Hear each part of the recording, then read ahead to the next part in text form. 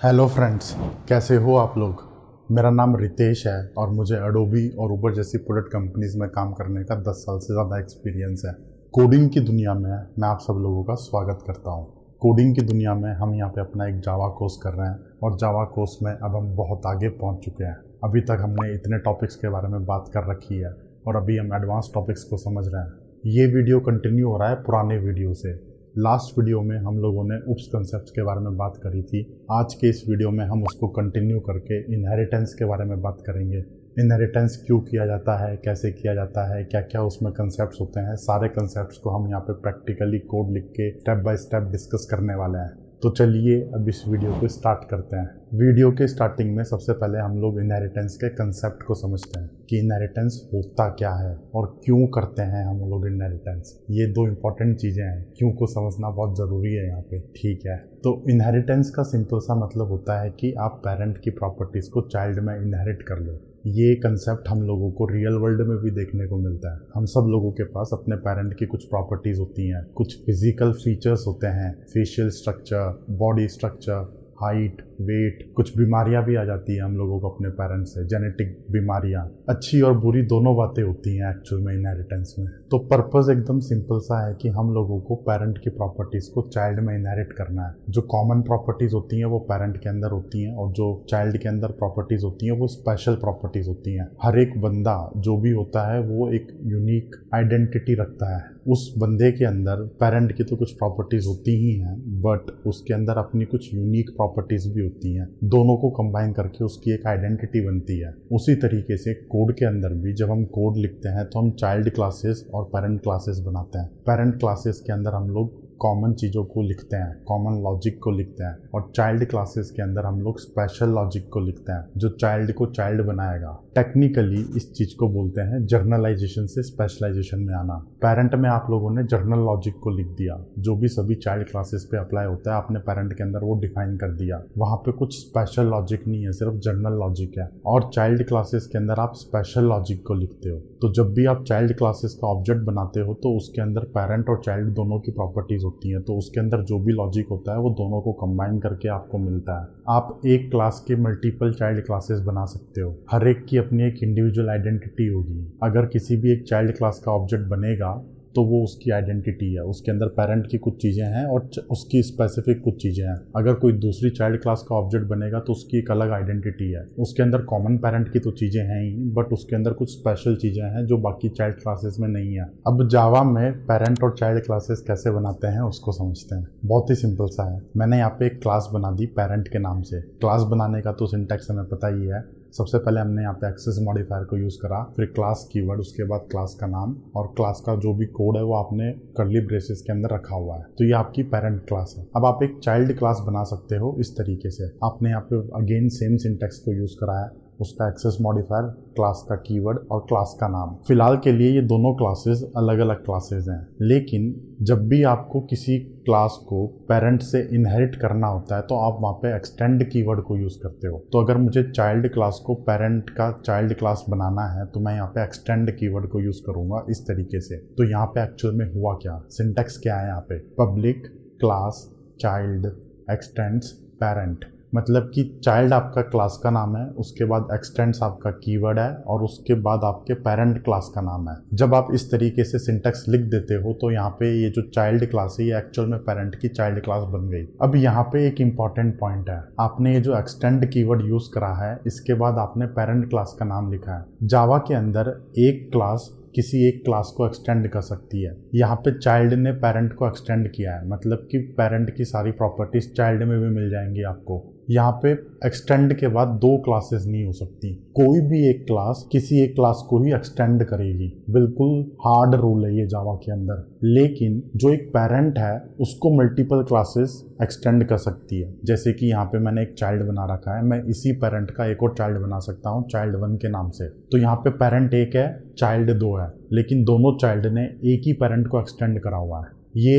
Important rule है, आपको ये रूल ध्यान में रखना है। बाकी लैंग्वेजेस में शायद ऐसा नहीं होता, बाकी लैंग्वेजेस में आप मल्टीपल क्लासेस को एक्सटेंड कर सकते हो। जावा के अंदर आप एक ही क्लास को एक्सटेंड कर सकते हो, किसी भी एक क्लास को आप पेरेंट बना सकते हो। सिर्फ एक्सटेंड्स कीवर्ड लगाने से सारा मैजिक क्रिएट हो जाता है। क्या क्या मैजिक है वही तो हमें समझना है इस वीडियो के अंदर। अभी यहाँ पे ये जो कोड लिखा हुआ है मैंने, ये तो बहुत सिंपल सा कोड है, इसके अंदर तो कोई कोड है ही नहीं। हमने अभी तक सिर्फ सिंटैक्स को डिस्कस करा है। अब हम एक्चुअल में एक एग्जांपल के थ्रू बाकी सारे कंसेप्ट्स को समझते हैं और एक्चुअल में क्लास के अंदर कोड लिखना स्टार्ट करते हैं। तो यहाँ पे कौन सा एग्जांपल लिया जाए? मेरे दिमाग में तो एकदम सिंपल सा एग्जांपल आ रहा है, आपको सारे कंसेप्ट समझाने के लिए बिल्कुल सही एग्जांपल है। हमारे पास कुछ फिगर होती है। फिगर मतलब कि जैसे कि रेक्टेंगल है, ट्रायंगल है, कुछ 2D फिगर जो कि 2 डायमेंशनल प्लेन में एग्जिस्ट करती है। उसके 2 कोऑर्डिनेट्स होते हैं, एक्स एंड वाई, 2 डायमेंशंस होते हैं, 2 कोऑर्डिनेट्स होते हैं। तो हमें यहाँ पे इस एग्जांपल को कोड में लिखना है। कैसे लिखेंगे? सबसे पहले स्टार्ट करते हैं हम लोग यहाँ पे फिगर क्लास बनाते हैं। एक फिगर क्लास के अंदर एज यूजुअल आपके पास यहाँ पे 2 डायमेंशंस होंगे, एक्स और वाई। तो मेरे को यहाँ पे 2 इंस्टेंस वेरिएबल बनाना है, बना देता हूँ मैं। अब हमने एक्सेस मॉडिफायर को समझ लिया है, तो मैं यहाँ पे प्राइवेट एक्सेस मॉडिफायर को यूज कर रहा हूँ। इन दोनों डायमेंशंस को कोई भी बंदा बाहर से आके मैनिपुलेट नहीं कर सकता। मैंने यहाँ पे प्राइवेट को यूज कर रखा है। ओके, अब इंस्टेंस वेरिएबल बनाने के बाद हमें यहाँ पे एक कंस्ट्रक्टर भी बनाना पड़ेगा। बिना डायमेंशंस के तो फिगर का कोई मतलब ही नहीं है। तो हमें यहाँ पे एक कंस्ट्रक्टर बनाना है जिसके अंदर हमें 2 पैरामीटर्स को लेना है। वो दोनों पैरामीटर्स को हमें यहाँ पे 2 इंस्टेंस वेरिएबल में असाइन करना है। कर दिया, कोई दिक्कत नहीं है। तो ये हो गया हमारा फिगर का डाटा। अब हमारे फिगर का कुछ बिहेवियर भी होता है, जैसे कि सबसे सिंपल बिहेवियर है किसी भी फिगर का एरिया निकालना। तो यहाँ पे हम लोग एक एरिया मेथड को डिफाइन करते हैं। मेथड आपका पब्लिक होगा, रिटर्न टाइप उसका डबल है, मेथड का नाम हमने एरिया दे रखा है और कोई पैरामीटर्स इसके अंदर होंगे नहीं। उसके बाद मेथड की बॉडी स्टार्ट कर दी। अब जब हम लोग मेथड की बॉडी लिखेंगे तो यहाँ पे मैं आपको एक बात बताता हूँ। फिगर जो है, फिगर का एक्चुअल में एरिया का कोई मतलब ही नहीं है। रेक्टेंगल का एक एरिया होता है, ट्रायंगल का एक एरिया होता है, बट फिगर तो आपकी यहाँ पे एक पेरेंट क्लास है तो उसका कोई एरिया नहीं होगा। तो हम लोग यहाँ पे एक वार्निंग को प्रिंट करेंगे और वार्निंग को प्रिंट करने के बाद हमने यहाँ पे 0 को रिटर्न कर दिया। अब यहाँ पे एक इंपॉर्टेंट पॉइंट है, जैसे कि मैंने यहाँ पे डायमेंशंस को डिफाइन कर रखा है, एक्स और वाई, लेकिन ये दोनों डायमेंशंस आपके प्राइवेट है। तो अगर किसी भी बंदे को डायमेंशंस एक्सेस करने हैं फिगर के, तो वो कैसे करेगा? हमें यहाँ पे कुछ ऐसे मेथड बनाने पड़ेंगे जो कि आपके इंस्टेंस वेरिएबल की वैल्यू को रिटर्न करे। ऐसे मेथड्स को हम लोग गेटर्स एंड सेटर्स बोलते हैं। टेक्निकली जावा की लैंग्वेज में गेटर्स एंड सेटर्स बोला जाता है। गेटर मतलब कि इंस्टेंस वेरिएबल की वैल्यू को निकाल के दे दे, सेटर मतलब कि इंस्टेंस वेरिएबल की वैल्यू को सेट कर दे। गेटर और सेटर मेथड का सिग्नेचर होता है ये ऐसा ही होता है। यहाँ पे आपने गेट लिखा, गेट लिखने के बाद आपने वेरिएबल का नाम लिखा, जैसे कि गेट एक्स। अब गेट और एक्स 2 अलग अलग वर्ड्स हैं, तो यहाँ पे कैमल केसिंग को यूज करा गया है। जी आपका स्मॉल लेटर में है, एक्स आपका कैपिटल लेटर में है, ये होती है कैमल केसिंग। तो अगर आपको किसी भी वेरिएबल के गेटर और सेटर बनाने हैं तो आपको यही सिंटैक्स फॉलो करना पड़ेगा, गेट एक्स सेट एक्स। ठीक है, सिंपल सा है। अब थोड़ा सा आगे बढ़ते हैं और इसमें और एक्सप्लोर करते हैं। अगर एक बार आपने फिगर के डायमेंशंस को सेट कर दिया तो उसके बाद वो डायमेंशंस को चेंज करने की हमें कोई नीड नहीं है। अगर किसी को फिगर के डायमेंशंस चेंज करना है तो वो नया ऑब्जेक्ट बना ले। अगर एक बार किसी एक ऑब्जेक्ट में डायमेंशंस को सेट कर दिया है तो हम चाहते हैं कि वो डायमेंशंस चेंज ना हो यहाँ पे, तो उसके लिए हम क्या करेंगे? उसके लिए हम लोग फाइनल कीवर्ड को यूज करेंगे। अगर हम किसी वेरिएबल के सामने फाइनल लगा देते हैं तो उसकी वैल्यू को चेंज नहीं किया जा सकता। तो मैं यहाँ पे एक्स और वाई दोनों को फाइनल बना देता हूँ। फाइनल बना दिया। फाइनल बनाने के बाद यहाँ पे सेटर के अंदर हमें एक एरर मिल रही है। एरर यही है कि हम लोग फाइनल वेरिएबल को रीअसाइन नहीं कर सकते, तो हमें यहाँ पे सेटर को हटाना पड़ेगा। दोनों सेटर्स को मैंने यहाँ पे हटा दिया। तो आपको अगर फिगर क्लास का ऑब्जेक्ट बनाना है तो कंस्ट्रक्टर को कॉल करो। कंस्ट्रक्टर के अंदर आप डायमेंशंस को पास करो। डायमेंशंस पास होने के बाद वो वहाँ पे फाइनल बन गए। अगर आपको डायमेंशंस को गेट करना है तो आप यहाँ पे गेटर मेथड को कॉल कर सकते हो। बस इतनी सी कहानी है हमारी। फिलहाल के लिए हमने यहाँ पे फिगर क्लास को पूरा बना दिया। ये हमारी फिगर क्लास कंप्लीट हो गई। ठीक है, अब फिगर क्लास को देख के आपको एक चीज समझ आ रही होगी जो कि मैं आपको एक्सप्लिसिटली बता देता हूँ। फिगर क्लास के अंदर कोई भी डिफॉल्ट कंस्ट्रक्टर नहीं है। इसके अंदर हम लोगों ने कस्टम कंस्ट्रक्टर बनाया है जिसके अंदर हम 2 पैरामीटर्स को ले रहे हैं और इसका एक रियल वर्ल्ड से भी कनेक्शन निकल के आता है। एक्चुअल में जो भी फिगर होगी, फिगर के डायमेंशंस होंगे। बिना डायमेंशन के कोई इमेजिनरी फिगर तो रियल वर्ल्ड में एग्जिस्ट ही नहीं करती। अगर आप ट्रायंगल बनाओगे तो भी उसके कुछ डायमेंशंस होंगे, रेक्टेंगल बनाओगे तो भी कुछ डायमेंशंस होंगे। इसीलिए हम लोगों ने यहाँ पे जानबूझ के डिफॉल्ट कंस्ट्रक्टर को हटा दिया और अपना एक कंस्ट्रक्टर लगा दिया। क्लास जो होती है आपकी, क्लास एक लॉजिकल कंस्ट्रक्ट है। जब कंप्यूटर में कोड चलता है तो क्लास का ऑब्जेक्ट बनता है। तो जैसे ही हमारे फिगर क्लास का ऑब्जेक्ट बनेगा, हम लोग ये चाहेंगे कि वो ऑब्जेक्ट के डायमेंशंस पहले से ही सेट हो जाए। बार बार उसको सेट करने की जरूरत नहीं है। जैसे ही ऑब्जेक्ट बने, डायमेंशंस के साथ बने, वो एक शेप लेके बने वो। और ये बहुत इंपॉर्टेंट पॉइंट है, आपको ध्यान में रखना है। अभी आगे जाके ये कंसेप्ट आपको काम आने वाला है, चाहो तो नोट्स बना लो इसके। अब हम आगे बढ़ते हैं और फिगर क्लास के कुछ चाइल्ड क्लासेस बना लेते हैं। सबसे पहले हम लोग एक रेक्टेंगल को बनाते हैं। रेक्टेंगल भी एक 2D फिगर है, तो हमने यहाँ पे रेक्टेंगल क्लास को बनाया। Public class rectangle x tends figure, बस इतना सा कोड लिखा है फिलहाल के लिए। और हमें यहाँ पे कुछ लाल अंडरलाइन आ गई। यार ये क्या हो गया, मतलब अभी तो कुछ कोड भी नहीं लिखा और हमें एरर तो पहले से ही आ गई। ओ तेरा भला हो। तो अभी हम लोग इस एरर को समझते हैं। एरर का मतलब क्या है वो समझते हैं। एरर के मतलब को समझने के लिए हमें यहाँ पे इनहेरिटेड क्लासेस के ऑब्जेक्ट्स कैसे बनते हैं उसको कंसेप्चुअली समझना पड़ेगा। रेक्टेंगल आपकी एक इनहेरिटेड क्लास है जो कि फिगर से इनहेरिट करती है। तो इनहेरिटेड क्लासेस के ऑब्जेक्ट कैसे बनते हैं, कंसेप्चुअली आपको दिमाग में चिपकाना है ये वाली बात। क्लास आपकी एक लॉजिकल कंस्ट्रक्ट होती है। इस कंस्ट्रक्ट के हिसाब से आपके ऑब्जेक्ट बनते हैं। ऑब्जेक्ट आपकी फिजिकल रियलिटी होती है। ऑब्जेक्ट उसी तरीके से काम करता है जिस तरीके से आपने क्लास के अंदर कोड लिखा हुआ है। फिगर क्लास आपका एक कॉन्ट्रैक्ट डिफाइन करता है, रेक्टेंगल उस कॉन्ट्रैक्ट को इम्प्लीमेंट करता है। तो जब भी रेक्टेंगल का ऑब्जेक्ट बनेगा उसके अंदर फिगर क्लास की सारी प्रॉपर्टीज और बिहेवियर आनी चाहिए। प्रॉपर्टीज और बिहेवियर मतलब कि फिगर क्लास का लॉजिक भी रेक्टेंगल वाले ऑब्जेक्ट में आना चाहिए। तो जब आपका एक रेक्टेंगल वाला ऑब्जेक्ट बनेगा तो उसके अंदर एक इमेजिनरी कुछ ऑब्जेक्ट होगा जो कि फिगर क्लास का होगा। यहाँ पे आपके पास एक रेक्टेंगल का ऑब्जेक्ट है और इस ऑब्जेक्ट के अंदर कुछ एक इमेजिनरी ऑब्जेक्ट है जो कि फिगर क्लास का भी है। मैं इसको इमेजिनरी नाम दे रहा हूँ। एक्चुअल में तो हीप मेमोरी के अंदर आपका एक रेक्टेंगल क्लास का ही ऑब्जेक्ट होगा, लेकिन जब ये ऑब्जेक्ट पैदा हुआ है तो ये फिगर क्लास की सारी प्रॉपर्टीज को लेके पैदा हुआ है। तो अगर आपको फिगर क्लास का ऑब्जेक्ट बनाना है तो आपको वहाँ पे फिगर क्लास का कंस्ट्रक्टर कॉल करना पड़ेगा। तो इस एरर का मतलब सिंपल सा है कि फिगर क्लास के अंदर कोई भी डिफॉल्ट कंस्ट्रक्टर नहीं है, तो आपको यहाँ पे फिगर क्लास का कंस्ट्रक्टर कॉल करना पड़ेगा। फिगर क्लास के कंस्ट्रक्टर को कॉल करने के लिए हमें यहाँ पे रेक्टेंगल के अंदर एक कंस्ट्रक्टर बनाना पड़ेगा जो कि 2 डायमेंशंस को ले रहा है, एक्स और वाई। और ये बिल्कुल सही बात है। कोई भी बंदा अगर रेक्टेंगल का ऑब्जेक्ट बनाएगा तो उसको दोनों डायमेंशंस तो पास करने पड़ेंगे। तो हमने यहाँ पे डायमेंशंस को एज ए पैरामीटर ले लिया। अब चाइल्ड क्लास के कंस्ट्रक्टर से आप पेरेंट क्लास के कंस्ट्रक्टर को कैसे कॉल करते हो, यहाँ पे कंसेप्ट आता है आपका सुपर कीवर्ड का। सुपर कीवर्ड को 2 अलग अलग तरीके से यूज किया जाता है। एक तो आप उसको कंस्ट्रक्टर में यूज कर सकते हो, एक आप उसको मेथड में यूज कर सकते हो। कंस्ट्रक्टर में क्यों और कैसे यूज करते हैं सबसे पहले वो समझते हैं। अब क्यों यूज करना है वो तो हमने समझ लिया है, क्योंकि हमें यहाँ पे पेरेंट की प्रॉपर्टीज को भी चाइल्ड में लेके आना है। तो एक कुछ इमेजिनरी ऑब्जेक्ट बनेगा आपके पेरेंट का। जैसे ही वो इमेजिनरी ऑब्जेक्ट बनेगा उसके बाद ही वो सारा लॉजिक आपके चाइल्ड में आएगा। तो हमें यहाँ पे रेक्टेंगल से फिगर के कंस्ट्रक्टर को कॉल करना है। हमें यहाँ पे सुपर कीवर्ड को यूज करना है। सुपर कीवर्ड को यूज करके मैं फिगर क्लास के कंस्ट्रक्टर को कॉल कर सकता हूँ इस तरीके से। इसमें मेरे पास जो भी पैरामीटर्स आए हैं वो मैंने सुपर में पास कर दिया है, एज इज उठा के उसको पास कर दिया। अब यहाँ पे एक इम्पॉर्टेंट पॉइंट है, फिर से जो आपका सुपर कीवर्ड है वो कंस्ट्रक्टर के अंदर सबसे पहला स्टेटमेंट होना चाहिए। अगर ऐसा नहीं होगा तो जावा आपको एरर देगा। यहाँ पे मैंने क्या किया है, सबसे पहले कुछ प्रिंट लाइन कर दिया, उसके बाद सुपर को लिखा है, तो ये एरर आ गई। यहाँ पे सबसे पहला स्टेटमेंट आपका सुपर होना चाहिए, उसके बाद ही आप कुछ और कोड लिख सकते हो।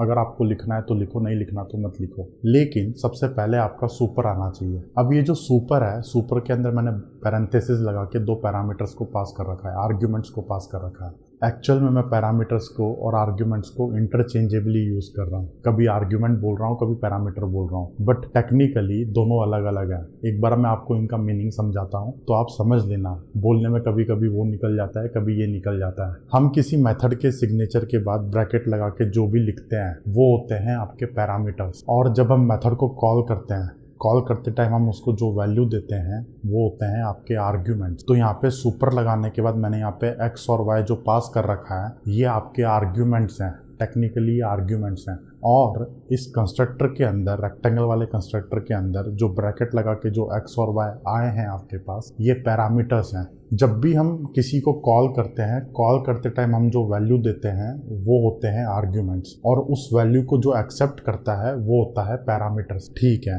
तो यहाँ पे सुपर लगाने के बाद एक्स और वाई को पास कर रखा है, पैरेंथेसिस में एक्स और वाई को पास कर रखा है, तो यहाँ पे डायरेक्ट मैच होगा। जावा क्या करेगा, पेरेंट क्लास के अंदर देखेगा कि ऐसा कोई कंस्ट्रक्टर है जो 2 इंटीजर वेरिएबल्स को ले रहा है। अगर ऐसा कोई कंस्ट्रक्टर होगा तो अब उसी कंस्ट्रक्टर को कॉल किया जाएगा। अब एक क्लास के अंदर मल्टीपल कंस्ट्रक्टर्स बना सकते हो, तो अगर मैं फिगर क्लास के अंदर एक और कंस्ट्रक्टर बना देता हूँ जो कि डिफॉल्ट कंस्ट्रक्टर है, तो अब रेक्टेंगल के अंदर जो सुपर के अंदर 2 पैरामीटर्स आर्ग्यूमेंट्स पास हो रहे हैं, ये आपके एक्स और वाई वाले कंस्ट्रक्टर को कॉल कर रहे हैं फिगर के अंदर, डिफॉल्ट कंस्ट्रक्टर को कॉल नहीं कर रही है। अगर मैं यहाँ पे सुपर लिखता हूँ, एक्स और वाई को हटा देता हूँ, तो ये आपके डिफॉल्ट कंस्ट्रक्टर को कॉल कर रहे हैं। तो जो भी आप यहाँ पे आर्ग्यूमेंट देते हो, आर्ग्यूमेंट को 1 to 1 मैच किया जाता है। जो भी कंस्ट्रक्टर मैच होता है आपका, वो वाला कंस्ट्रक्टर कॉल किया जाता है। ठीक है, अभी फिलहाल के लिए हमें यहाँ पे डिफॉल्ट कंस्ट्रक्टर की कोई नीड नहीं है, तो हम लोग डिफॉल्ट कंस्ट्रक्टर को हटा देते हैं। हटा दिया, ठीक है। अब रेक्टेंगल क्लास के अंदर जाके हम लोग एरिया मेथड को इम्प्लीमेंट करते हैं। फिगर के अंदर जो एरिया मेथड है वहाँ पे तो 0 रिटर्न हो रहा है, बट रेक्टेंगल का एरिया 0 तो नहीं हो सकता ना। रेक्टेंगल का एरिया क्या होता है, दोनों डायमेंशंस को आपस में मल्टीप्लाई कर दोगे तो आपके रेक्टेंगल का एरिया आ जाएगा। तो हमें यहाँ पे चाइल्ड क्लास के अंदर एरिया वाले मेथड को लिखना है, इम्प्लीमेंट करना है, और इसके अंदर हमें दोनों डायमेंशंस को मल्टीप्लाई करके वैल्यू को रिटर्न करना है। तो ये हो गया आपका स्पेशलाइजेशन। हम लोग जर्नलाइजेशन से स्पेशलाइजेशन में आ गए। जर्नलाइजेशन वाली चीज़ें हम लोगों ने पेरेंट क्लास में लिखी है, वहाँ पे हम लोगों ने एरिया का कोई मतलब ही नहीं है वहाँ पे, तो वहाँ पे एरिया आपकी वार्निंग प्रिंट करके 0 रिटर्न कर रहा है। लेकिन स्पेशलाइजेशन वाली क्लास में एरिया का मतलब है, यहाँ पे एरिया क्या होगा, x मल्टीप्लाई बाय वाई, तो वो करके हम लोगों ने यहाँ पे रिटर्न करा हुआ है। अब हम लोग क्या करते हैं, इसको टेस्ट करते हैं। टेस्ट करने के लिए अगेन मेन मेथड के अंदर जाते हैं, वहाँ पे हम लोग एक रेक्टेंगल का ऑब्जेक्ट बनाते हैं। ऑब्जेक्ट बनाने के टाइम पे मैंने वहाँ पे डायमेंशंस को दे रखा है 10 और 20। इसका एरिया निकालते हैं। एरिया निकालने के बाद हमने यहाँ पे प्रिंट कर दिया। प्रोग्राम को रन करने के बाद हमें यहाँ पे करेक्ट आउटपुट मिलेगा 200। आपका एरिया है 200। तो ये हमने इनहेरिटेंस के बेसिक को समझा है, एकदम बेसिक को। हमने यहाँ पे एक पेरेंट क्लास बनाई, पेरेंट क्लास को एक्सटेंड करके चाइल्ड क्लास बनाई हमने रेक्टेंगल की, और उसके अंदर हमने जर्नल वाली चीज़ों को इम्प्लीमेंट करके स्पेशल चीज़ों में कन्वर्ट कर दिया। एरिया वाले मेथड को हमने इम्प्लीमेंट कर दिया। इसके साथ साथ हम लोगों ने यहाँ पे कंस्ट्रक्टर को समझा है। जब भी चाइल्ड का ऑब्जेक्ट बनता है उसी टाइम पे आपके पेरेंट का ऑब्जेक्ट भी बनेगा एक तरीके से, तो आपको यहाँ पे सुपर कीवर्ड यूज करके पेरेंट के ऑब्जेक्ट को कॉल करना है। अगर पेरेंट के अंदर कोई डिफॉल्ट कंस्ट्रक्टर नहीं है तो ही आपको सुपर कंस्ट्रक्टर यूज करना पड़ेगा। डिफॉल्ट कंस्ट्रक्टर है तो आपको सुपर कीवर्ड को यूज करने की कोई जरूरत नहीं है। यहाँ से आपका एक कंसेप्ट निकल के आता है, मेथड ओवरराइडिंग। आपका जो एरिया मेथड है जो हमने रेक्टेंगल में लिखा है, ये आपके मेथड ओवरराइडिंग का एक एग्जांपल है। अगर आप पेरेंट क्लास के अंदर कोई मेथड को बनाते हो और चाइल्ड क्लास के अंदर आप उसी मेथड को इम्प्लीमेंट करते हो, तो आपने पेरेंट के मेथड को ओवरराइड कर दिया। ओवरराइड करने का मतलब है उसमें जो बिहेवियर लिखा था वो आपने छुपा दिया और कुछ नया बिहेवियर लिख दिया। आपने कुछ एडिशनल चीजें लिख दी। वहाँ पे पेरेंट के अंदर 2 लाइनों का कोड था, चाइल्ड के अंदर आपने 4 लाइनों का कोड लिख दिया। जर्नलाइजेशन से स्पेशलाइजेशन में आ गए आप। मेथड ओवरराइडिंग को लेके 1-2 इंपॉर्टेंट पॉइंट है, उसको डिस्कस करते हैं। मेथड ओवरराइडिंग में आप मेथड के सिग्नेचर को चेंज नहीं कर सकते। जो सिग्नेचर आपने पेरेंट में डिफाइन करा है वो सेम सिग्नेचर को आपको चाइल्ड में लिखना पड़ेगा। आप यहाँ पे एक्सेस मॉडिफायर को चेंज नहीं कर सकते, आप यहाँ पे रिटर्न टाइप को चेंज नहीं कर सकते, आप यहाँ पे मेथड के नाम को भी चेंज नहीं कर सकते। सब कुछ एज इज होना चाहिए आपका। अगर आपने कुछ भी चेंज कर दिया वहाँ पे तो जावा उसको अलाउ नहीं करेगा और आपको एरर थ्रो कर देगा। यहाँ पे आपको एरर दिख रही है, मैं अगर सिग्नेचर को चेंज कर देता हूँ एरिया वाले मेथड को तो यहाँ पे एरर मिल रही है मेरे को, ठीक है। लेकिन आप मेथड के पैरामीटर्स को चेंज कर सकते हो। अगर आपने मेथड के पैरामीटर्स को चेंज कर दिया तो वो मेथड ओवरराइडिंग नहीं कहलाएगी, वो आपकी मेथड ओवरलोडिंग कहलाएगी। ओवरलोडिंग को हमने पहले समझ रखा है, तो यहाँ पे मैं एक एरिया का मेथड बना सकता हूँ जिसके अंदर मैं कुछ पैरामीटर्स ले रहा हूँ। ऊपर हमारे पास जो एरिया का मेथड है उसके अंदर एक भी पैरामीटर नहीं है, नीचे वाले में हमारे पास कुछ पैरामीटर है। तो हमने यहाँ पे मेथड को ओवरराइड नहीं करा है, हमने यहाँ पे मेथड को ओवरलोड करा है। 2 अलग अलग कंसेप्ट्स हैं। ओवरराइड करने का मतलब ये होता है कि पेरेंट के मेथड को एज इज आप चाइल्ड में इम्प्लीमेंट करो, उसका कोई भी सिग्नेचर चेंज मत करो, सब कुछ सेम होना चाहिए। तो आपने पेरेंट के मेथड को ओवरराइड कर दिया। पेरेंट में जो भी बिहेवियर डिफाइन था आपने चाइल्ड में उस बिहेवियर को एक्सटेंड कर दिया, उसके अंदर कुछ एडिशनल चीज़ें आपने लिख दी। ओवरलोडिंग का मतलब ये होता है कि आपने एक मेथड बनाया, सेम नाम का दूसरा मेथड बना दिया और दोनों के अंदर पैरामीटर्स अलग अलग हैं। तो एरिया जो आपका मेथड है ये आपका ओवरराइडिंग का सबसे बड़ा एग्जांपल है। आप पेरेंट क्लास के अंदर एक और मेथड बना सकते हो और वो सेम मेथड को आप वापस चाइल्ड क्लास में इंप्लीमेंट कर सकते हो, तो वो भी एक ओवरराइडिंग हो जाएगी, मेथड ओवरराइडिंग। जावा के अंदर आप मल्टीपल लेवल्स में क्लासेस को इनहेरिट कर सकते हो। यहाँ पे आपको ये जो एनिमेशन दिख रहा है ये सारी की सारी क्लासेस हैं। आपने एक पेरेंट क्लास बना दी यहाँ पे, उसके नीचे आपने एक दो चाइल्ड क्लासेस बना दी, उसके नीचे आपने फिर से चाइल्ड क्लासेस बना दी। तो इस टाइप की हियरार्की को डिफाइन करना बिल्कुल वैलिड है। यहाँ पे इस डायग्राम के अंदर कोई भी एक क्लास किसी एक क्लास को ही एक्सटेंड कर रही है। एक क्लास मल्टीपल क्लासेस को एक्सटेंड नहीं कर सकती, ये बिल्कुल हार्ड रूल है। लेकिन एक पेरेंट के मल्टीपल चाइल्ड क्लासेस हो सकती है। तो इस तरीके से जब आप क्लासेस को इनहेरिट करते हो तो ये आपकी मल्टी लेवल हियरार्की बन गई। हम जो भी प्रोफेशनली जावा के अंदर कोड लिखते हैं वो थोड़ा सा कॉम्प्लेक्स होता है, इतना सिंपल कोड नहीं होता है जितना मैंने आपको फिगर और रेक्टेंगल का बताया। वहाँ पे आपको मल्टीपल लेवल की हियरार्की बनानी पड़ती है। जो भी रियल वर्ल्ड का लॉजिक होता है वो लॉजिक को आपको कंप्यूटर में रिप्रेजेंट करने के लिए वो सेम हियरार्की को आपको क्लासेस में लिखना पड़ता है। जैसे कि हम लोग एनिमल्स हैं, हम लोग कहीं से एक्सटेंड हो रखे हैं, नेचर के अंदर ये पूरी चेन चली हुई है। तो अगर ये सेम रियल वर्ल्ड के लॉजिक को आपको कंप्यूटर में रिप्रेजेंट करना है तो आपको वहाँ पे मल्टीपल लेवल की हियरार्कीज को डिफाइन करना पड़ेगा। जावा के अंदर ये बिल्कुल वैलिड है, कर सकते हो आप। ठीक है, अब हम लोग फिर से सुपर कीवर्ड पे आते हैं। सुपर कीवर्ड अभी हमारा खत्म नहीं हुआ है। जब हम सुपर कीवर्ड को यूज करते हैं तो सुपर आपके इमीडिएट पेरेंट को रिफर करता है। अगर मैं इस क्लास के अंदर सुपर को यूज करूंगा तो ये इसके पेरेंट को रिफर करेगा। अगर इस क्लास के अंदर मैं सुपर को यूज करूंगा तो ये इसके पेरेंट को रिफर करेगा। जस्ट वन लेवल ऊपर जो भी आपका पेरेंट होता है सुपर उसको रिफर करता है। इसको भी कोड में लिख के देखते हैं।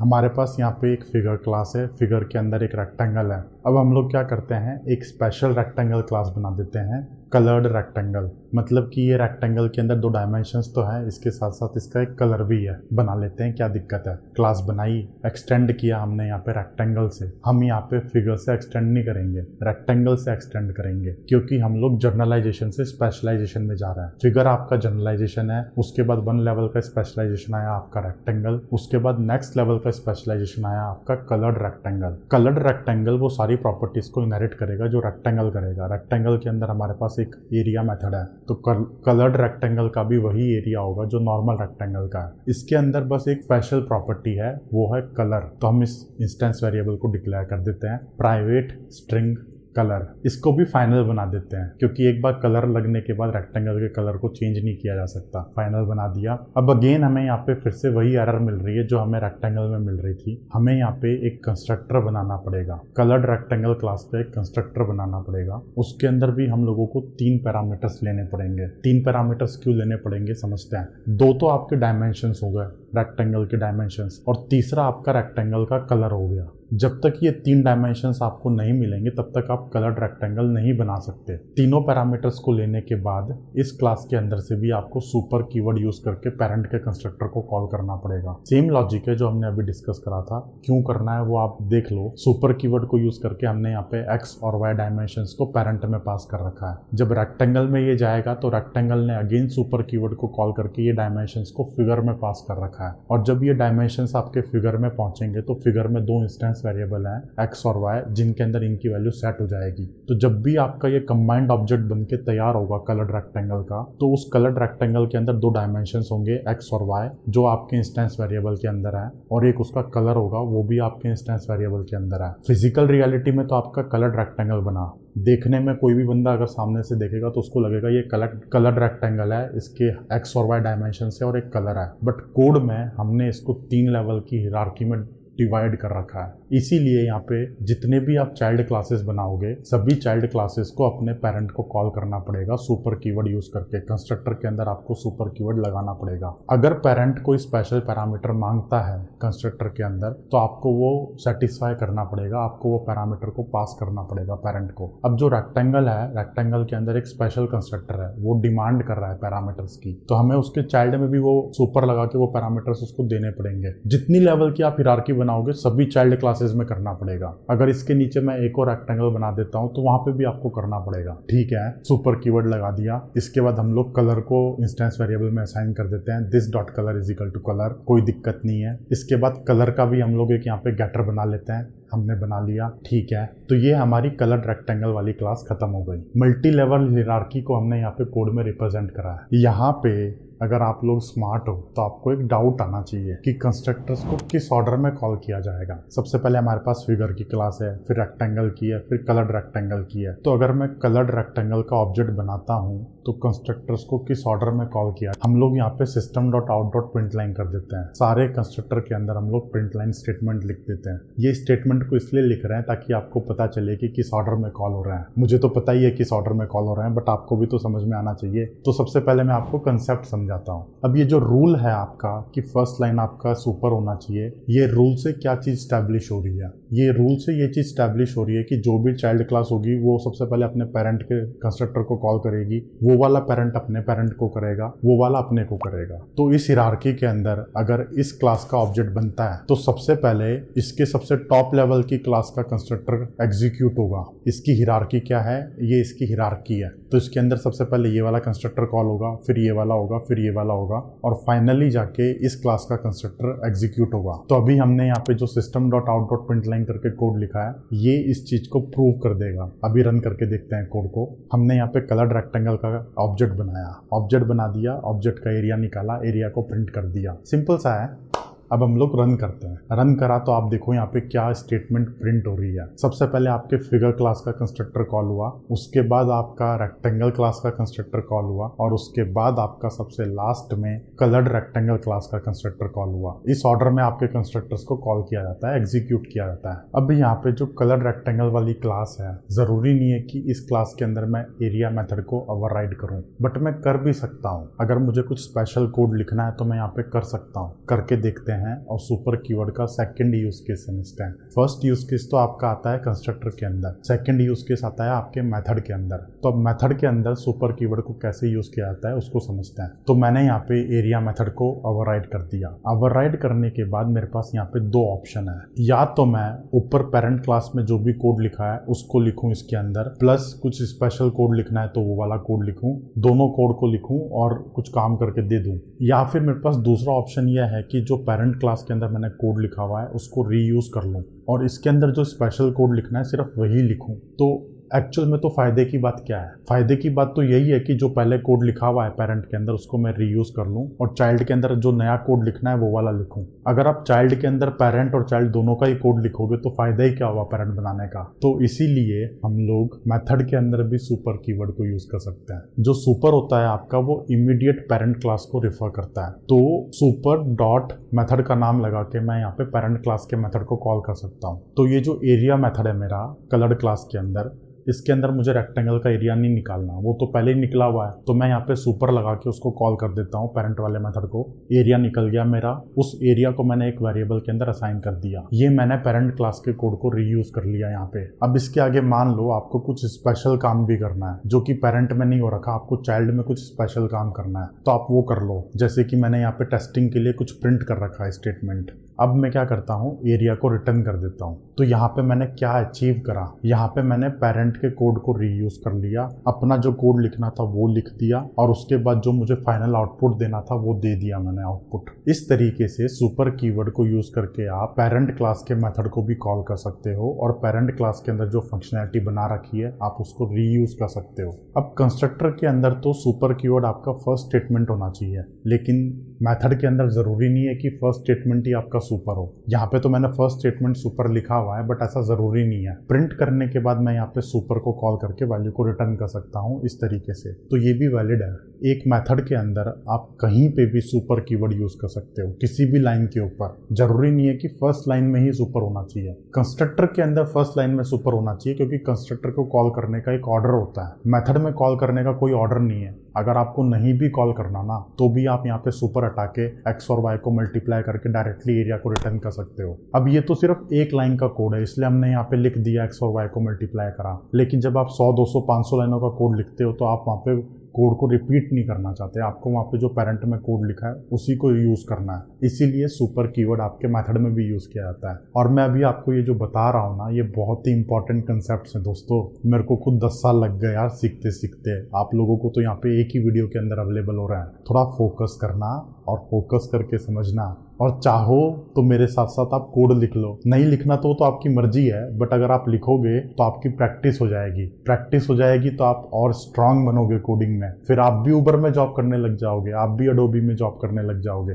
अडोबी, उबर क्या, जो भी आपकी ड्रीम कंपनी होगी आप उसके अंदर जॉब कर सकते हो। वीडियो को देखना है, मेरे साथ साथ प्रैक्टिस करनी है और थोड़ी सी मेहनत करके कोड लिखना है अपने लैपटॉप के ऊपर, बस। ठीक है, नेक्स्ट हम लोग क्या करते हैं, एक और 2D फिगर बनाते हैं। अभी तक हमने रेक्टेंगल बनाया था, अब हम क्या बनाएंगे, ट्रायंगल बनाएंगे। तो ट्रायंगल की क्लास बनाते हैं, उसको फिर से फिगर से एक्सटेंड करते हैं। इसके अंदर एक और कंस्ट्रक्टर बनाना पड़ेगा हमें, जो कि 2 डायमेंशंस को लेगा। सुपर कॉल करके दोनों डायमेंशंस को हमें यहाँ पे फिगर के ऑब्जेक्ट में पास करना है। अब हम लोग यहाँ पे एरिया मेथड को ओवरराइड करते हैं। ट्रायंगल का एरिया अलग होता है, रेक्टेंगल का एरिया अलग होता है। ट्रायंगल के एरिया में हम लोगों को एक्स और वाई को मल्टीप्लाई करके डिवाइड बाय 2 करना पड़ेगा। ट्रायंगल का एरिया होता है 1/2 इंटू बेस इंटू हाइट। ये हमने एरिया मेथड को ओवरराइड कर दिया। अब आप लोग ट्रायंगल का भी एक ऑब्जेक्ट बना के इसको टेस्ट कर सकते हो, आपको यहाँ पे वैल्यू बिल्कुल सही मिलेगी एरिया की। रेक्टेंगल का अलग मिलेगा, ट्रायंगल का अलग मिलेगा। बट ये तो छोटी मोटी बातें हैं, ये तो आप कर लो यार, टेस्ट खुद ही कोड लिख के कर लो। बट जो इंपॉर्टेंट पॉइंट है वो मैं आप बता रहा हूँ, जो बड़ी बात है। अब आपको यहाँ पे समझ में आ रहा होगा कि हम कैसे जर्नलाइजेशन से स्पेशलाइजेशन में जा रहे हैं। हमने रेक्टेंगल में अलग तरीके से एरिया निकाला, ट्रायंगल में अलग तरीके से एरिया निकाला, जर्नलाइजेशन से स्पेशलाइजेशन में आ गए। फिगर क्लास आपकी जर्नल क्लास है, उसके अंदर हमने एक एरिया मेथड लिखा हुआ है। अभी वो सिर्फ मेथड लिखा हुआ है, एक्चुअल में तो वहाँ पे वो मेथड होना भी नहीं चाहिए। एक्चुअल मेथड तो आपके चाइल्ड क्लासेस में होने चाहिए। फिगर क्लास का तो कोई एरिया का मतलब ही नहीं है, जब तक कि उसकी चाइल्ड क्लासेस ना बने वहाँ पे एरिया का कोई मतलब नहीं है। लेकिन हमें यहाँ पे जबरदस्ती एक एरिया मेथड बना रखा है। हम यहाँ पे आइडियली क्या चाहते हैं, हम यहाँ पे आइडियली ये चाहते हैं कि यहाँ पे ये मेथड का कॉन्ट्रैक्ट हो, एक्चुअल इंप्लीमेंटेशन आपका चाइल्ड क्लासेस के अंदर हो। और इसके लिए जावा ने एक सॉल्यूशन प्रोवाइड कर रखा है हमें। मेथड और क्लास दोनों पे अप्लाई कर सकते हैं। अभी दोनों पे अप्लाई करके देखते हैं।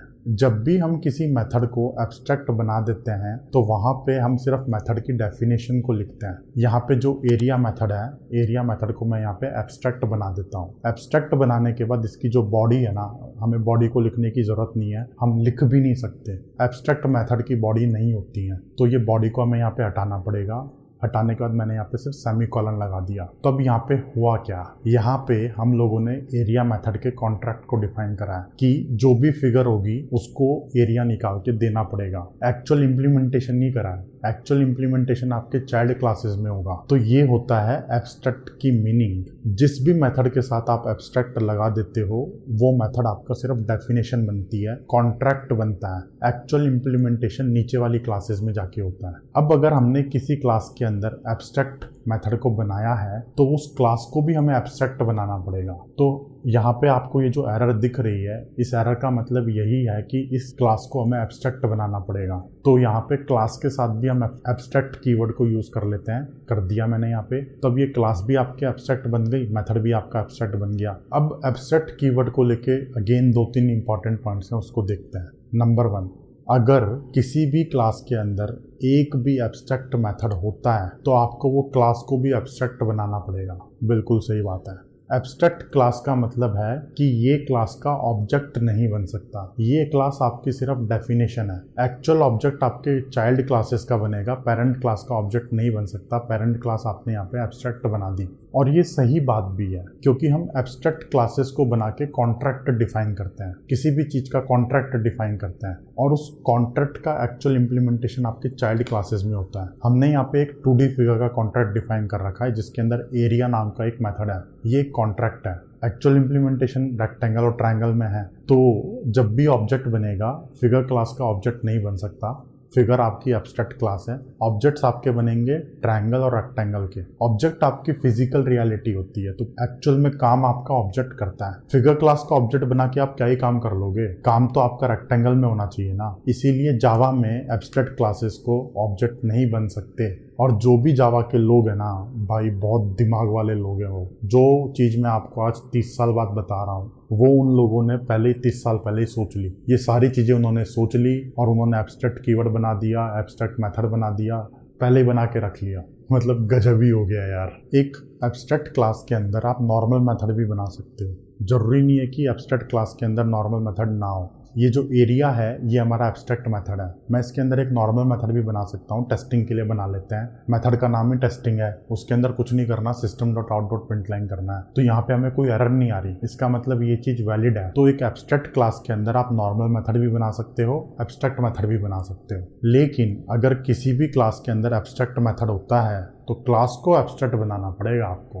जो भी चाइल्ड क्लासेस होती हैं सारी चाइल्ड क्लासेस को एब्स्ट्रैक्ट मेथड को इम्प्लीमेंट करना पड़ेगा। अगर वो एब्स्ट्रैक्ट मेथड को इम्प्लीमेंट नहीं करेंगे तो उनको खुद एब्स्ट्रैक्ट बनना पड़ेगा। या तो जो कॉन्ट्रैक्ट डिफाइन कर रखा है उसको इम्प्लीमेंट कर लो, और अगर नहीं करना कॉन्ट्रैक्ट को इम्प्लीमेंट तो खुद भी एब्स्ट्रैक्ट बन जाओ। फिर उसकी जो चाइल्ड बनेगी वो उस कॉन्ट्रैक्ट को इम्प्लीमेंट करेंगी। एब्स्ट्रैक्ट कीवर्ड को आप स्टैटिक मेथड्स के साथ नहीं लगा सकते, ये आपका फाइनल पॉइंट है। अब स्टैटिक वाली दुनिया में तो ऑब्जेक्ट्स का कोई लेना देना ही नहीं है, वो दुनिया पूरी ही अलग होती है। तो वहाँ पे आप एब्स्ट्रैक्ट कीवर्ड को भी यूज़ नहीं कर सकते। एब्स्ट्रैक्ट कीवर्ड का लेना देना ऑब्जेक्ट्स के साथ होता है। इसके बाद है आपका अगला कंसेप्ट, फाइनल कीवर्ड को इनहेरिटेंस के साथ कैसे यूज़ करते हैं।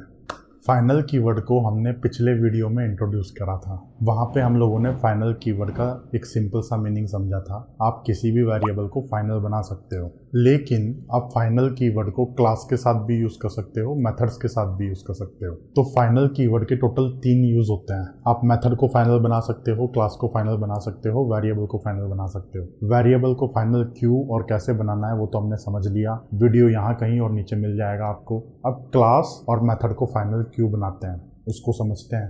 इनहेरिटेंस जो है ना जावा के अंदर डिफॉल्ट होता है। कोई भी बंदा किसी भी क्लास को एक्सटेंड कर सकता है। अगर मेरा बस चले तो मैं जावा के इंटरनल क्लासेस को भी एक्सटेंड कर सकता हूँ। जावा मुझे रोक नहीं सकता ये करने से। लेकिन कभी कभी आपको ऐसा रोकना पड़ता है, इनहेरिटेंस को प्रिवेंट करना पड़ता है। मान लो आपने एक ऐसी क्लास बनाई जो कि आपकी स्पेशल क्लास है, आप चाहते हो कि उस क्लास को कोई एक्सटेंड ना कर सके, तो आप वहाँ पे क्लास के साथ फाइनल कीवर्ड को यूज़ कर सकते हो। जब आप किसी क्लास के साथ फाइनल कीवर्ड को यूज़ करते हो तो उस क्लास को कोई भी एक्सटेंड नहीं कर सकता, उस क्लास का चाइल्ड क्लासेस नहीं बन सकती। टेस्ट करके देखते हैं यार, अब इतनी बड़ी बात बोल दी तो टेस्ट तो करना पड़ेगा भाई। ठीक है, मैं यहाँ पे एक पेरेंट क्लास बनाता हूँ, इसको मैंने फाइनल बना दिया क्लास को। अब मैं यहाँ पे एक चाइल्ड क्लास बनाता हूँ और चाइल्ड क्लास को मैं यहाँ पे एक्सटेंड करने की कोशिश करता हूँ पेरेंट से। कोशिश तो करी मैंने, लेकिन मेरे को यहाँ पे एरर आ गई क्योंकि वहाँ पे वो फाइनल क्लास है। आप किसी भी फाइनल क्लास के चाइल्ड क्लासेस नहीं बना सकते।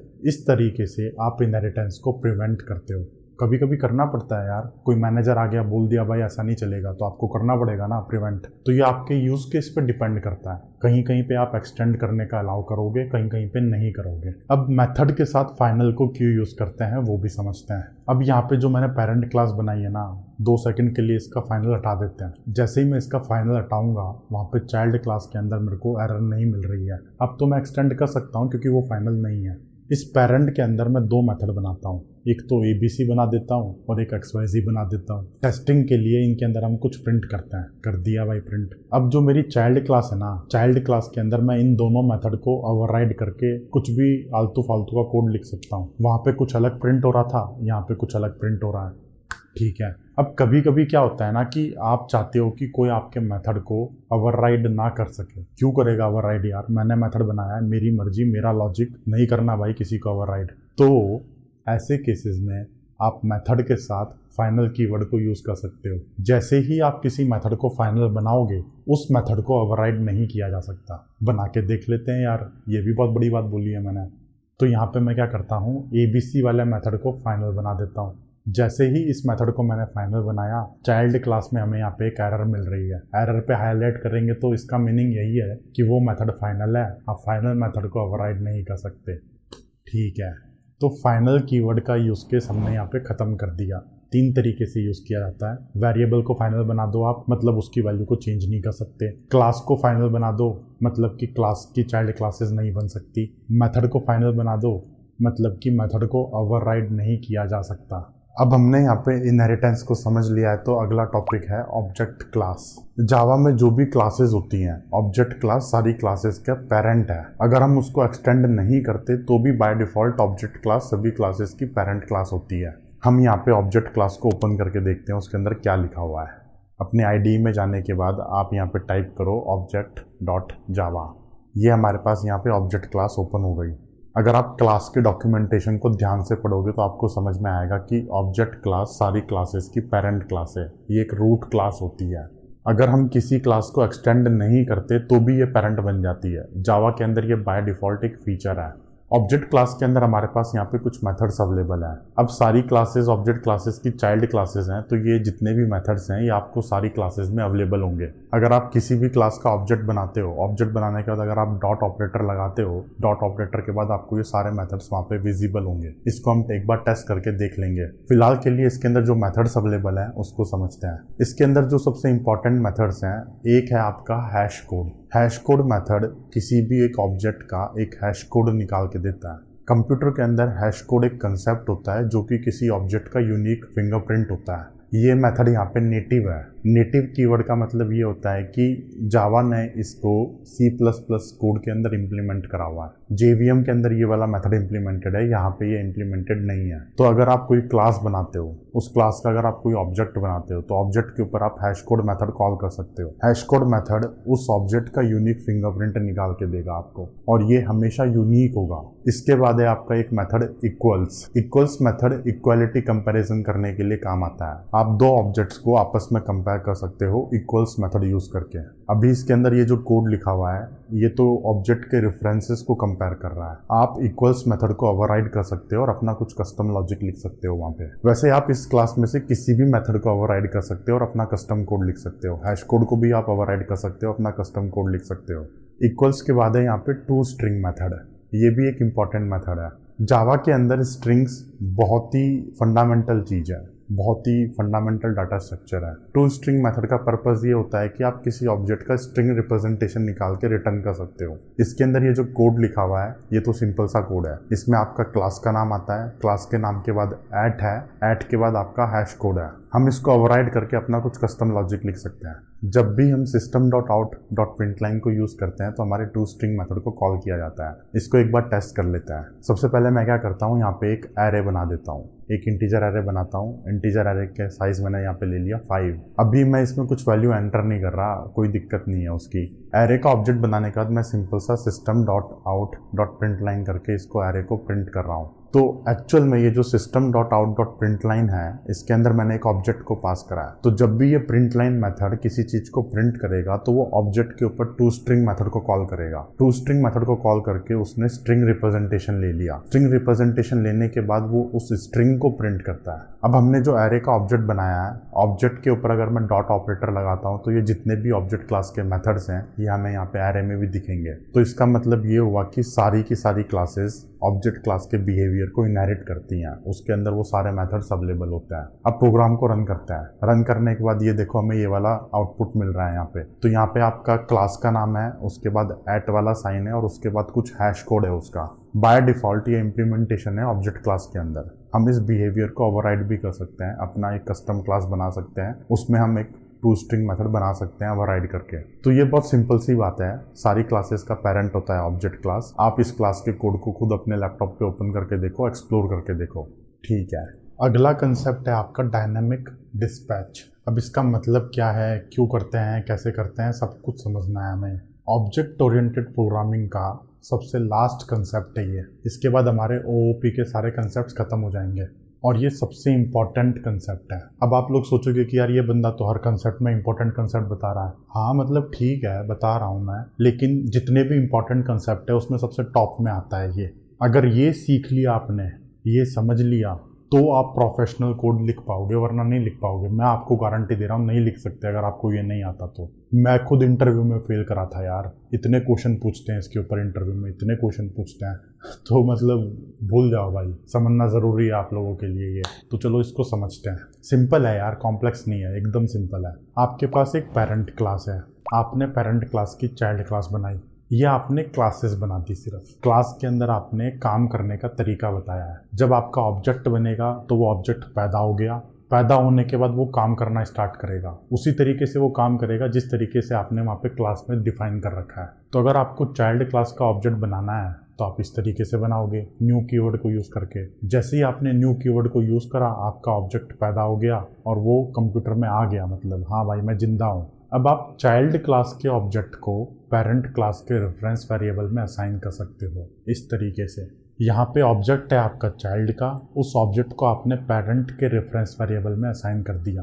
तो अब यहाँ पे एक्चुअल में मेमोरी के अंदर क्या स्टेट होगी उसको देखते हैं। जब आपने ऊपर चाइल्ड का ऑब्जेक्ट बनाया तो आपके हीप स्पेस के अंदर कुछ मेमोरी स्पेस अलोकेट हो गई जिसके अंदर चाइल्ड का ऑब्जेक्ट पड़ा है। इस ऑब्जेक्ट का रेफरेंस आपके चाइल्ड के रेफरेंस वेरिएबल में पड़ा है। अब आपने क्या करा, एक पेरेंट का रेफरेंस टाइप बनाया और उस पेरेंट के रेफरेंस टाइप के अंदर आपने चाइल्ड के ऑब्जेक्ट को असाइन कर दिया। तो जब ये कोड चलेगा तो मेमोरी की स्टेट ये होगी, हीप के अंदर आपका एक ही ऑब्जेक्ट है और उस ऑब्जेक्ट के दो रेफरेंस वेरिएबल्स हैं स्टैक के अंदर। एक रेफरेंस वेरिएबल का टाइप है आपका चाइल्ड, दूसरे रेफरेंस वेरिएबल का टाइप है आपका पेरेंट। तो आप इस तरीके से चाइल्ड के ऑब्जेक्ट को पेरेंट के रेफरेंस वेरिएबल में असाइन कर सकते हो। यहाँ पे वाइडनिंग कन्वर्जन हो रहा है, जावा ऑटोमेटिकली अलाउ करता है इस चीज को। आप किसी भी डबल वेरिएबल के अंदर इंटीजर वैल्यू को असाइन कर सकते हो, नहीं कर सकते हो? कर सकते हो यार। Double D is equal to 10, तो 10 तो इंटीजर है और डी आपका डबल है, लेकिन आपने 10 को डी में असाइन कर दिया। वाइडनिंग कन्वर्जन हो रहा है। तो उसी तरीके से जब हम चाइल्ड के ऑब्जेक्ट को पेरेंट में असाइन करते हैं तो वाइडनिंग कन्वर्जन हो रहा है, जावा इसको अलाउ करेगा। अब हम लोग पेरेंट के ऊपर किसी भी मेथड को कॉल करेंगे तो वहां पे चाइल्ड का ऑब्जेक्ट का मेथड कॉल होगा। ये थोड़ी इंटरेस्टिंग बात है। रेफरेंस वेरिएबल है आपका पेरेंट का, ऑब्जेक्ट है आपका चाइल्ड का, तो मेथड भी आपका चाइल्ड का ही कॉल होगा। ये रन टाइम पे डिसाइड होता है। रन टाइम पे कंप्यूटर में एक्चुअल में उस मोमेंट में जो फिजिकल रियलिटी में ऑब्जेक्ट एग्जिस्ट करता है उसी ऑब्जेक्ट के मेथड को कॉल करा जाएगा। रेफरेंस वेरिएबल तो आपका यहाँ पे पेरेंट का है, लेकिन ऑब्जेक्ट तो चाइल्ड का है ना। फिजिकल रियलिटी तो चाइल्ड की बनी हुई है, वहाँ पे हीप स्पेस के अंदर चाइल्ड है। तो जब आप पेरेंट के रेफरेंस वेरिएबल के ऊपर डॉट लगा के किसी भी मेथड को कॉल करोगे तो मेथड आपका चाइल्ड का ही कॉल होगा। और ये काम करके आपने डायनामिक पॉलीमॉर्फिज्म को अचीव करा है। यही तो मैं आपको बताना चाह रहा हूँ पिछले 5 मिनट से कि आपने यहाँ पे पॉलीमॉर्फिज्म को अचीव कर लिया। One interface multiple actions. Interface क्या है आपका यहाँ पे? पेरेंट का इंटरफेस है। एक्शंस क्या है आपके यहाँ पे? चाइल्ड के एक्शंस हैं। अब यहाँ पे तो एक पेरेंट है और एक ही चाइल्ड है। एक पेरेंट के मैं 10 चाइल्ड बना सकता हूँ। 10 चाइल्ड के ऑब्जेक्ट को मैं सेम पेरेंट के रेफरेंस वेरिएबल में असाइन कर सकता हूँ, लेकिन मेथड उसी का कॉल होगा जो उस मोमेंट पे फिजिकल रियलिटी में रहेगा, रन टाइम पे जो फिजिकल रियलिटी में रहेगा। चाइल्ड 7 अगर है तो 7 के मेथड को कॉल किया जाएगा। चाइल्ड 9 है तो 9 के मेथड को कॉल किया जाएगा। तो आपने यहाँ पे सिंगल इंटरफेस देके मल्टीपल एक्शंस अचीव कर लिए हैं, पॉलीमॉर्फिज्म को अचीव कर लिया है दोस्तों।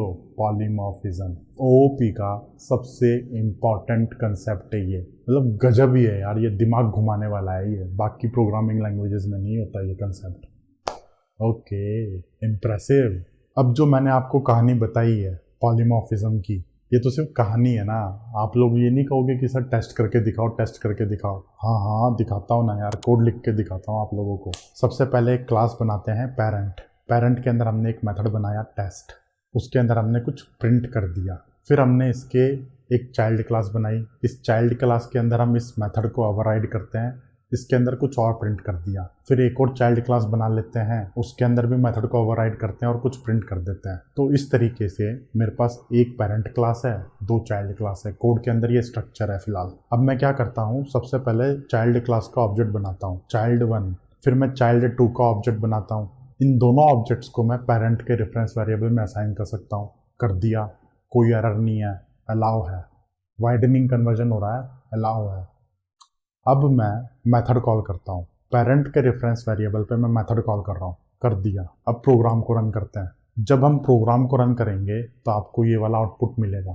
अब ये जो आउटपुट है, आउटपुट को देख के आपको समझ में आ रहा होगा कि क्या चल रहा है अंदर। रेफरेंस वेरिएबल पेरेंट का है, ऑब्जेक्ट बना है चाइल्ड का, तो यहाँ पे चाइल्ड के मेथड को ही कॉल किया गया है। इसको देख के आपको क्लियरली समझ में आ रहा होगा कि कौन सा मेथड कॉल हुआ है। यहाँ पे ऑब्जेक्ट बना है चाइल्ड का, तो चाइल्ड का ही मेथड कॉल हुआ है, चाहे वो पेरेंट के रेफरेंस वेरिएबल में क्यों ना हो। तो एक पेरेंट, दो child, single interface, multiple actions, dynamic polymorphism, run time के टाइम पे ये रिजॉल्व होता है, कंपाइल टाइम पे नहीं होता, रन टाइम पे होता है। ठीक है, ये वाला कंसेप्ट भी ख़त्म। तो ये है हमारी ओओपी की कहानी दोस्तों। 3 वीडियो में हमने ओओपी को डिस्कस करा। ऑब्जेक्ट ओरिएंटेड प्रोग्रामिंग के 3 फंडामेंटल पिलर्स होते हैं, इंकैप्सुलेशन, इनहेरिटेंस और पॉलीमॉर्फिज्म।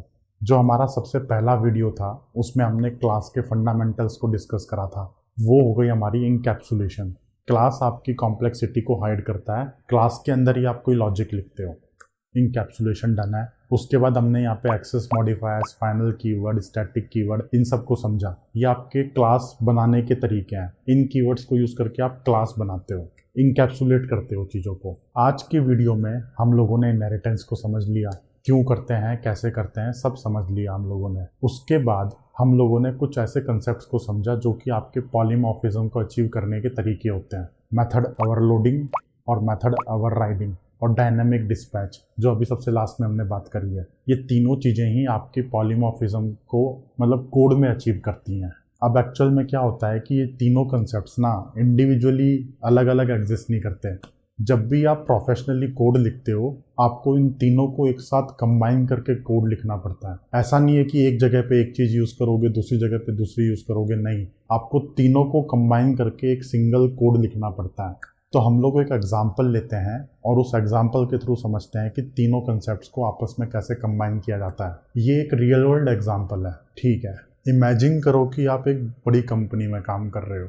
जिस भी कंपनी में काम करने का आपका सपना है, आपने इस चैनल को फॉलो करा, सारे वीडियोस को देखा और आपने इंटरव्यू दिया और आपकी उस कंपनी में जॉब लग गई। ठीक है सर, आपकी जॉब लग गई, आप चले गए मस्त खुश होकर कंपनी में काम कर रहे हो। फिर एक दिन क्या होता है, आपका मैनेजर आपके पास आता है और बोलता है कि रितेश इधर आओ। मैं हाँ जी सर। देखो ये रिक्वायरमेंट आई है और आपको ये फीचर बनाना है। मैं हो गया खुश कि यार वाह, पहला काम आया है मेरे पास, इसको तो मैं बढ़िया से कोड करके दूंगा उन लोगों को और मस्त अप्रेजल मिलेगा मेरे को साल के आखिरी में। ये खुशी मेरे चेहरे पे दिखती मैनेजर, हाँ बेटे तू कोड करेगा, ठीक है कर ले कोई बात नहीं। मैंने उससे पूछा सर क्या फ़ीचर बनाना है? बोलते हैं कुरियर सेंड करने का फ़ीचर बनाना है। मैंने कहा अच्छा, ओहो कैसे कुरियर सेंड करना है? कि डिपेंड करता है, फेडेक्स से भी भेज सकते हैं, डीटीडीसी से भी भेज सकते हैं और फलाना ढिमाका 10 कंपनियां हैं, 10 कंपनियों से कुरियर भेज सकते हैं। तो मैंने कहा सर ये फीचर बनाना क्यों है? कि यार हमारे क्लाइंट हैं, हमारे क्लाइंट को जो उसको पसंद आएगा उस कुरियर कंपनी को यूज़ करेगा। मैंने कहा यार ये तो बहुत बड़ा प्रोजेक्ट है सर, महीने 2 महीने लग जाएंगे इस पे। तो बोलते हैं हाँ ठीक है, महीने 2 महीने ले तू, लेकिन बना के दे दे। अब हमने ये जो कंसेप्ट सीखा है ना, ये सारे कंसेप्ट्स को हम उसमें अप्लाई करेंगे, उस एग्जाम्पल पे अप्लाई करेंगे। उससे पहले हम लोग थोड़ा कंपनी के स्ट्रक्चर के बारे में समझते हैं। जिस टीम के अंदर मैं काम कर रहा हूँ, मैंने ये फीचर बनाया, लेकिन इस फीचर को बहुत सारे लोग यूज़ करेंगे, दूसरी टीम्स में भी यूज़ होगा ये, और भी बंदे डेवलपर्स इस फीचर को यूज़ करेंगे। अब पूरी कंपनी के अंदर किसी भी अगर बंदे को कुरियर भेजना है तो वो मेरे वाली लाइब्रेरी को यूज़ करके कुरियर भेजेगा। तो एक तरीके से आपने मॉड्यूल बनाया, आपको यहाँ पे एक मॉड्यूल बनाना है। मॉड्यूल मतलब कि एक लाइब्रेरी बनानी है आपको, और ये एक ऐसा कोड होना चाहिए जो कि प्रोफेशनली रिटन कोड हो। अगर आपको कॉलेज में ही हो, अगर आपको कॉलेज का ही कोड करना है तो मेरा कोई मतलब ही नहीं है। यहाँ पे आपने एक क्लास बनाई, उस क्लास के अंदर आपने 10 मेथड बनाए 10 कुरियर भेजने के लिए, मतलब 10 तरीके से कुरियर भेजने के लिए आपने 10 मेथड बनाए और बस बात ख़त्म। क्या तो वहाँ पे इनहेरिटेंस को यूज़ करोगे, क्या आप वहाँ पे उप्स के कंसेप्ट को यूज़ करोगे? करना ही नहीं है। कॉलेज में हो ना हम लोग, नहीं, हम यहाँ पे बड़ी कंपनी में जॉब कर रहे हैं, और इतनी बड़ी कंपनी में जब हम जॉब करते हैं तो हमें यहाँ पे थोड़ा सा ध्यान रख के कोड को लिखना पड़ता है। प्रोफेशनली रिटन कोड होता है, सारे कंसेप्ट्स को कंबाइन करके ही हमें कोड लिखना है। उसी चीज़ के हमें यहाँ पे पैसे मिलते हैं। एक फ्रेशर और एक एक्सपीरियंस वाले बंदे में यही फ़र्क है। तो ये हमने कंपनी के स्ट्रक्चर को समझ लिया। अब हम लोग इसका कोड का स्ट्रक्चर कैसे डिफाइन करेंगे उसको समझते हैं, और यहाँ पे हम लोगों को तीनों ओओपी प्रिंसिपल्स को यूज़ करना है। तो सबसे पहले हमें अगर जावा के अंदर कोई भी लॉजिक लिखना है तो हमें क्लास बनानी पड़ती है। क्लास आपकी कॉम्प्लेक्सिटी को हाइड करती है। तो अगर मैं डेवलपर हूँ, हाँ मेरे को काम मिला है तो मैं वहाँ पे एक क्लास बनाऊंगा, वहाँ पे मैं कॉन्ट्रैक्ट को डिफाइन करूंगा। तो यहाँ पे मैं एक एब्स्ट्रैक्ट क्लास बनाऊंगा। एब्स्ट्रैक्ट क्लास में मैंने 10 कुरियर भेजने के हिसाब से कॉन्ट्रैक्ट डिफाइन करा। कैसे डिफाइन करा? सबसे पहले एक सिंपल सा कॉन्ट्रैक्ट होगा सेंड कुरियर, फिर एक और कॉन्ट्रैक्ट होगा कैलकुलेट फीस, कि यार फीस कितनी लगेगी कुरियर भेजने में। मतलब कॉन्ट्रैक्ट मतलब कि मेथड, मतलब आप ये समझ लो प्रोफेशनली टेक्निकली हम लोग कॉन्ट्रैक्ट को यूज करते हैं, मेथड मतलब मेथड। फिर एक और मेथड होगा उसके अंदर फिजिबिलिटी स्टडी, कि जिस पिन कोड पे मैं कुरियर भेजना चाह रहा हूँ वहाँ पे वो डिलीवर हो भी सकता है नहीं हो सकता है। तो फिलहाल के लिए 3 मेथड है, इसके अंदर कुछ और भी हो सकता है। ठीक है, तो ये हमारा एक एब्स्ट्रैक्ट क्लास बन गई। इसमें मैंने कुरियर भेजने के कॉन्ट्रैक्ट को डिफाइन करा। जो भी बंदा कुरियर भेजेगा उसको एटलीस्ट ये 3 बिहेवियर तो चाहिए उसको। एक्चुअल में कुरियर भेजना, फीस कैलकुलेट करना या फिजिबिलिटी देखना, भेज सकते हैं या नहीं भेज सकते हैं। अब इस एक क्लास के आप 10 चाइल्ड क्लासेस बनाओगे। अगर आपको 10 तरीके से कुरियर भेजना है तो डीटीडीसी से भेजना है, डीटीडीसी की क्लास बनाई, फेडेक्स से भेजना है, फेडेक्स की क्लास बनाई, डीएचएल से भेजना है, डीएचएल की क्लास बनाई, फलाना ढिमाका से भेजना है, फलाना ढिमाका की क्लास बना दी। तो आपने यहाँ पे क्या यूज करा? आपने यहाँ पे इनहेरिटेंस को यूज करा। एक सिंगल इंटरफेस दिया है आपने अपनी जनता को, जिसको कुरियर भेजना है, सिंगल इंटरफेस है। वो सिंगल इंटरफेस के आपने मल्टीपल एक्शंस डिफाइन करें, अलग अलग तरीके से भेजने के लिए अलग अलग एक्शंस हैं। ठीक है, फिर इन चाइल्ड क्लासेस के अंदर आप जो एब्स्ट्रैक्ट क्लास में आपने कॉन्ट्रैक्ट को डिफाइन करा है उसको इम्प्लीमेंट करोगे। अब ये जो एब्स्ट्रैक्ट क्लास होगी ये आपकी पब्लिक क्लास होगी, क्योंकि इसको कोई भी यूज़ कर सकता है, पब्लिकली एक्सेसिबल है। तो आपने यहाँ पे एक्सेस मॉडिफायर्स को यूज़ करा, एब्स्ट्रैक्ट कीवर्ड को यूज़ कर लिया क्योंकि ये एब्स्ट्रैक्ट है, क्लास के कंसेप्ट को यूज़ कर लिया, फंडामेंटली क्लास क्या होती है, मेथड्स को डिफाइन कर दिया। मेथड मतलब कि बिहेवियर, जिसको मैं यहाँ पे कॉन्ट्रैक्ट कह रहा हूँ अपनी लैंग्वेज में, टेक्निकल प्रोफेशनल लैंग्वेज में। आपने ये सारे कंसेप्ट को यूज़ कर लिया। फिर आपने इनहेरिटेंस को यूज़ कर लिया, उसकी चाइल्ड क्लासेस बना दी। जितने तरीके से कुरियर भेजना है उतने तरीके की आपने चाइल्ड क्लासेस बना दी। अब उसके अंदर आप यहाँ पे कंस्ट्रक्टर भी बनाओगे। चाइल्ड का कंस्ट्रक्टर आपके पेरेंट को कॉल करेगा सुपर को यूज़ करके, तो आप वहाँ पे सुपर को भी यूज़ करोगे। फिर आपने वहाँ पे मेथड ओवरराइडिंग को यूज़ कर लिया, क्योंकि जो भी आपने एब्स्ट्रैक्ट क्लास के अंदर कॉन्ट्रैक्ट को डिफाइन करा है, चाइल्ड क्लासेस में उसको आपको ओवरराइड करना पड़ेगा, तो मेथड ओवरराइडिंग को यूज़ कर लिया। फाइनल कीवर्ड को भी कहीं ना कहीं पे आप यूज़ करोगे किसी कांस्टेंट को डिफाइन करने के लिए। जैसे कि कुरियर कंपनी का नाम है फेडेक्स, ये एक कांस्टेंट है आपका, इसकी वैल्यू बार बार चेंज नहीं हो सकती, तो आप यहाँ पे फाइनल को यूज़ करोगे। और आप यहाँ पे स्टैटिक को भी यूज़ करोगे। जैसे कि आपने ये जो एब्स्ट्रैक्ट क्लास बनाई है कुरियर सेंडर, किसी भी बंदे को इस क्लास का ऑब्जेक्ट चाहिए तो आप इस क्लास के अंदर एक इस टाइप का मेथड बनाओगे। ये मेथड आपका टाइप एज ए पैरामीटर ले रहा है और टाइप के बेसिस पे आपके कुरियर सेंडर के ऑब्जेक्ट को रिटर्न कर रहा है। अब जिस भी बंदे को कुरियर सेंड करना है सबसे पहले तो उसको कुरियर सेंडर का ऑब्जेक्ट चाहिए। 10 तरीके के कुरियर भेजे जा सकते हैं, तो वो वहाँ पे स्ट्रिंग वेरिएबल में टाइप पास करेगा, फेडेक्स, डीएचएल, डीटीडीसी जो भी है, उस टाइप के बेसिस पे आप उसको ऑब्जेक्ट बना के दोगे। एब्स्ट्रैक्ट क्लास का तो ऑब्जेक्ट बनता नहीं है, तो आप उसको एक्चुअल में इम्प्लीमेंटेशन क्लास का ऑब्जेक्ट बना के दोगे। तो आपने यहाँ पे स्टैटिक को भी यूज़ कर लिया। इस पैटर्न को हम टेक्निकली फैक्ट्री पैटर्न बोलते हैं। आगे समझेंगे फैक्ट्री पैटर्न को, सब कुछ आपको समझ में आने वाला है। स्टैटिक को यूज़ कर लिया, टाइप के हिसाब से आपने ऑब्जेक्ट्स को रिटर्न कर दिया। जो भी बंदा आपके कुरियर सेंडर को यूज़ करना चाहेगा उसकी रेस्पॉन्सिबिलिटी नहीं है ऑब्जेक्ट बनाने की। आप एक अच्छे डेवलपर हो, आप उसको कहोगे कि तू मेरे मेथड को कॉल कर, ऑब्जेक्ट बना के मैं तुझे दे दूंगा, अच्छा अप्रेजल मिलेगा। इस तरीके से आपके मैनेजर ने आपको जो काम दिया था ना, आपने उसको स्ट्रक्चरली कोड में डिफाइन कर दिया। क्या क्या कॉन्ट्रैक्ट होगा, क्या बिहेवियर होगा, क्या मेथड होंगे, कौन कौन सी क्लासेस बनेगी, ये आपने कोड में डिफाइन कर दिया। और इसको डिफाइन करने में आपने यहाँ पे तीनों प्रिंसिपल्स को यूज करा है। क्लास के अंदर आपने कॉम्प्लेक्सिटी को हाइड कर दिया, इनकैप्सुलेशन हो गया आपका। इनहेरिटेंस, एक आपका पेरेंट कॉन्ट्रैक्ट है, उसके अलग अलग इम्प्लीमेंटेशन है, इनहेरिटेंस को यूज हो गया। और पॉलीमॉर्फिज्म का भी यूज करा है आपने, single interface multiple actions, polymorphism. जो भी बंदा कुरियर सेंटर को यूज करेगा उसको तो एक्चुअल में चाइल्ड क्लासेस के बारे में पता ही नहीं होगा, वो तो टाइप के बेसिस पे ऑब्जेक्ट निकाल के लाएगा और जो भी ऑब्जेक्ट वहां पे एक्चुअल में पैदा हुआ है वो वहाँ पे काम करेगा। फेडेक्स का ऑब्जेक्ट पैदा हुआ है तो फेडेक्स के हिसाब से कुरियर भेजा जाएगा। डीएचएल का ऑब्जेक्ट पैदा हुआ है तो डीएचएल के हिसाब से कुरियर भेजा जाएगा। वो तो वहाँ पे कुरियर सेंडर आपकी जो एब्स्ट्रैक्ट क्लास है उसको यूज करके कुरियर भेजेगा। इस रियल वर्ल्ड एग्जाम्पल पे हमने उप्स कंसेप्ट्स के सारे प्रिंसिपल को अप्लाई करा और हमने अपना एक स्ट्रक्चर डिफाइन कर दिया। इसका कोड मैंने लिख लिया है। कोड लिख के लिंक नीचे डिस्क्रिप्शन बॉक्स में है। गिटहब पे सारा कोड अवेलेबल है। ये हमारा एक प्रोजेक्ट है, छोटा मोटा प्रोजेक्ट है। आप लोग भी इस स्ट्रक्चर को कोड में डिफाइन करने का ट्राई करो। जो भी अभी मैंने 5 मिनट से आपको कहानी बताई है, एब्स्ट्रैक्ट क्लास, कंस्ट्रक्टर, ये वो, इस कहानी को ज़रा 2-3 बार वीडियो को रिमाइंड करके देखो अगर आपको समझ में नहीं आई है तो, और इसको कोड में लिख के देखो और फिर मेरे कोड से आप मैच करके देखो। अगर आपका कोड आसपास है तो आपको अच्छा प्रोग्रामर बनने से कोई नहीं रोक सकता। चाहे आप स्कूल में हो, चाहे आप कॉलेज में हो, चाहे आपके पास डिग्री भी ना हो, आप अच्छी कंपनी में जॉब कर सकते हो, अच्छे पैकेजेस ले सकते हो आप। अगर आपने उस तरीके से सोचा है जिस तरीके से हमने अभी बात करी है, मतलब कि आपको ये सारे कंसेप्ट समझ में आ गए हैं। अगर कोई डाउट आता है, मान लो यार कि कुछ बंदों को कोई डाउट भी तो आ सकता है, तो नीचे कमेंट सेक्शन में पोस्ट करो। मैं आपकी हेल्प करने के लिए बैठा हूँ यहाँ पे। जो भी आप कमेंट करोगे मैं पर्सनली उस प्रॉब्लम को सॉल्व करने वाला हूँ। कोड भी देख सकते हो आप, कोड आपका गिटहब पे अवेलेबल है। ठीक है, आज के लिए इतना ही फ्रेंड्स। बहुत सारी बातें हो गई, एक प्रोजेक्ट भी बना लिया हमने। बिल्कुल छोटा सा प्रोजेक्ट है लेकिन सारे कंसेप्ट्स को हमने यहाँ पे यूज़ करा है। अगर आपको वीडियो पसंद आया है तो लाइक तो बनता है, लाइक बटन को क्लिक करो नीचे जाके।